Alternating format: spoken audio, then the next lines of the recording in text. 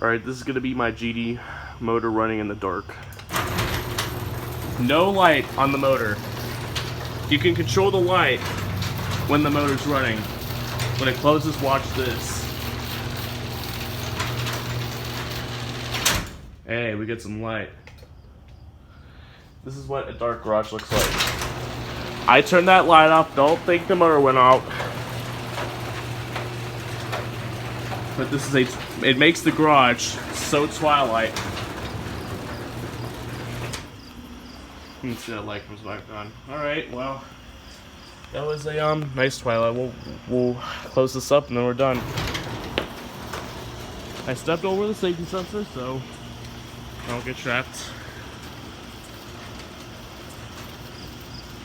So this motor doesn't burn out. Alright, that'll be